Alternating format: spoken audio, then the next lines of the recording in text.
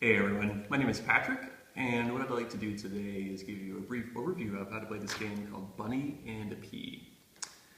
The main purpose of this game is to help students understand how dominant and recessive alleles interact with each other, and how they can combine to form different variations.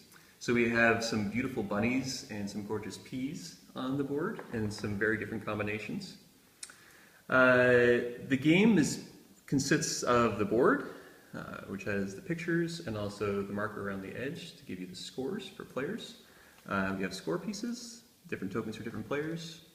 You have the hereditary variant card. There'll be one for each player, which will allow you to quickly decipher, well, hopefully quickly decipher as you get better at the game, how the different alleles combine to form genetic variations. And then you have the allele cards, which are comprised of upper and lowercase letters for both the bunny and the pea, to signify which is the dominant and which is the recessive alleles. So you can see here for the pea we have a lowercase a signifying a recessive allele, uppercase B signifying a dominant. Now the way the game works is each player will draw 5 cards at random from the draw pile, and they'll hold them in their hand. And after doing that, you'll decide who will go first. The player who goes first will take a card, any card from their hand that they want to, and place it face up on the board. And that'll go around in a circle. I'll just play from my hand just to kind of speed the game along. And it helps if players put the cards next to the coordinating letters, or corresponding letters. And the game will continue until there is a potential combination. Now, you have a potential combination when there are 3 alleles, 2 from one letter series and 1 from another. So you see here we have 1 pair and we need another matching pair. It could be either 2 dominant, 2 recessive, 1 dominant, 1 recessive to complete this combination.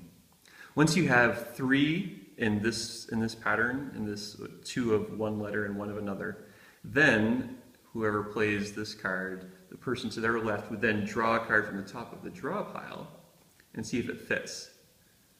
This one does, which creates a complete combination. At this point, the game is on. The players have to quickly decipher which corresponding image on the board will fit with this combination.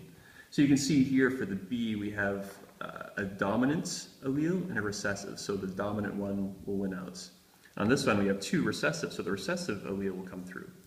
And if we look at the hereditary variant card, we can see that the dominant B allele will determine a smooth seed, and the recessive A allele determines a green color seed.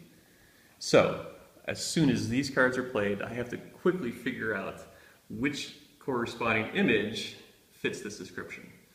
So if my genetic knowledge is correct, then I'm going to look for the smooth seed that is also green, which would be this one. First player to figure that out slaps their hand down on the board, and you will get 2 points if you're the first player to do so. The second player to get their hand down will get 1 point, and it's really important that you make sure that you place your hand on the correct image, because if you place it on the wrong one, if I didn't even know the difference between bunnies and peas and I put it on this one, for instance, I would lose 2 points. And if anybody else followed me in suit, they would lose 1 point. As soon as you get your hand down on the board, you can tally up the points from that round, move the markers to this corresponding point total for your different token, and the game can continue. After there's a complete combination, you can just remove the cards from the playing area, put them in the discard pile, and then recycle them as the game goes on. So as the different combinations come together, as soon as you have 3 that can make a possible set, then the next player will draw one and see if it combines, and then the game keeps on going until time is up, and the player with the most points wins, as is usually the case. I hope this has been helpful. Thanks for your attention, and have a lot of fun.